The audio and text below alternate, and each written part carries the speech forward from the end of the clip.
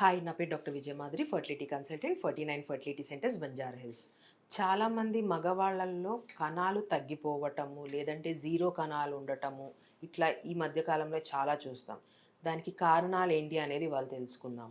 So first thing వచ్చేసేసి hormonal imbalance. చాలామంది మగవాళ్ళకి హార్మోన్స్లో తేడా రావటం, అంటే ఎల్హెచ్ అనే హార్మోన్, ఎఫ్ఎస్హెచ్ అనే హార్మోన్, టెస్టోస్టిరాన్ అనే హార్మోన్ చాలా తగ్గిపోవటం వల్ల వాళ్ళకి కణాలు జీరో అవ్వటము, లేదంటే కణాల కౌంట్ తగ్గిపోవటం అనేది చూస్తాం అన్నమాట.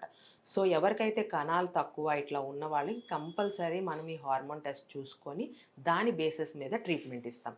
నెక్స్ట్ వచ్చేసి వ్యారికోసిల్. ఇది ఎక్కువ మందిలో చూస్తాం. అంటే బీజాల్లో ఉన్న నరాలు అన్ని, రక్త కణాలు ఉన్నవన్నీ ఏమవుతుందంటే ఉబ్బిపోతాయి. దానివల్ల వాళ్ళకి ఈ స్పర్మ్ అనేది దెబ్బతింటుంది అనమాట బీజాల్లో.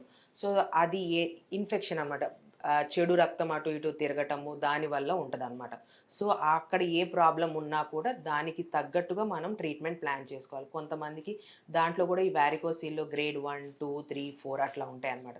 సో ఈ గ్రేడ్స్ బేసిస్ మీద వాళ్ళకి ప్రెగ్నెన్సీ అనేది ఎట్లా వస్తుంది, వాళ్ళ వైఫ్కి స్పర్మ్ అనేది డ్యామేజ్ ఎంతవరకు తగ్గించగలము, ఏదైనా సర్జరీ అవసరం పడిద్దా, వ్యారికోసిల్ సర్జరీ, లేదంటే డైరెక్ట్గా ఐవీఎఫ్కి వెళ్ళాలా అనేది పేషెంట్ టు పేషెంట్ డిఫర్ అవుతూ ఉంటుంది అనమాట.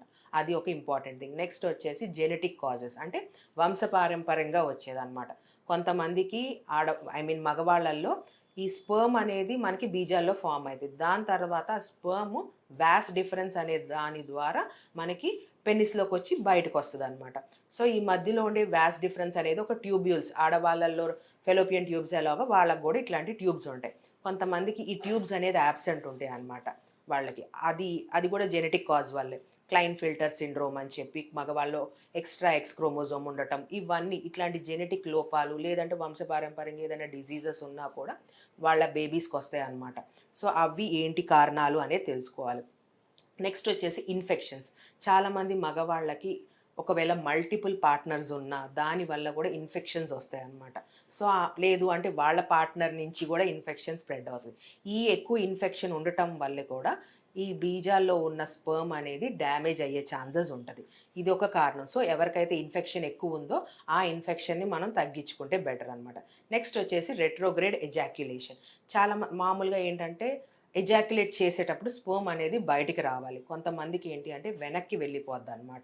ఇన్స్టెడ్ ఆఫ్ ముందుకు రావటం బదులు వెనక్కి వెళ్ళిపోతుంది. నెక్స్ట్ వచ్చేసి testicular dysfunction.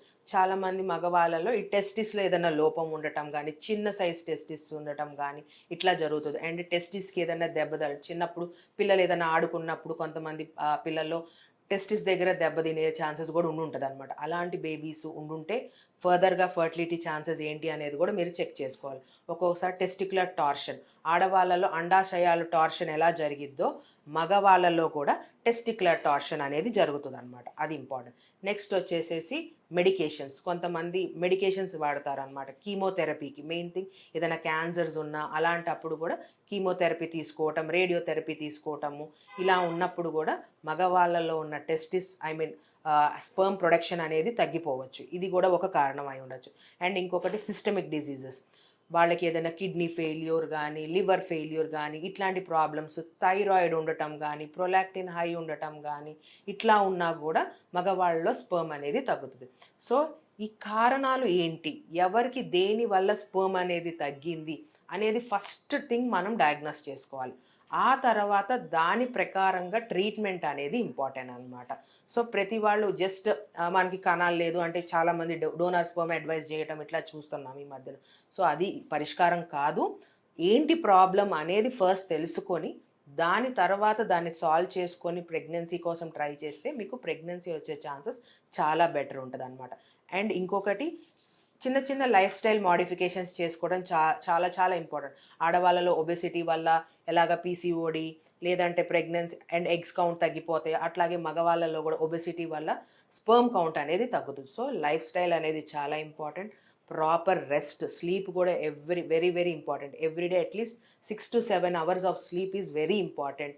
And sedentary life స్టైల్కి కట్టుబడి ఉండద్దు. ఎక్కువగా వాకింగ్ చేయండి, ఎక్సర్సైజ్ చేయండి, ఎక్కువగా మొబైల్స్ అనేది మీ పాకెట్స్లో అంటే కింద పాకెట్స్లో పెట్టుకోవద్దు. అండ్ అండర్ గార్మెంట్స్ కూడా కొంచెం లూజ్గా వేసుకోవడానికి, ఎందుకంటే టైట్గా ఉండటం వల్ల హీట్ ప్రొడక్షన్ జరగటం వల్ల మీ స్పర్మ్ అనేది డ్యామేజ్ అవ్వడం జరుగుతుంది. సో ఈ చిన్న చిన్న చేంజెస్ అండ్ అసలు పర్ఫెక్ట్గా కాజ్ ఏంటి అనేది తెలుసుకున్న తర్వాత ట్రీట్మెంట్ ప్లాన్ చేసుకుంటే సక్సెస్ రేట్ బెటర్ ఉంటుంది. దీని గురించి మీకు ఇంకా ఏమైనా డౌట్స్ ఉంటే మీరు డైరెక్ట్గా మా 49 ఫర్టిలిటీ సెంటర్స్కి రావచ్చు. మీ డౌట్స్ అన్ని క్లియర్ చేస్తాం. Thank you.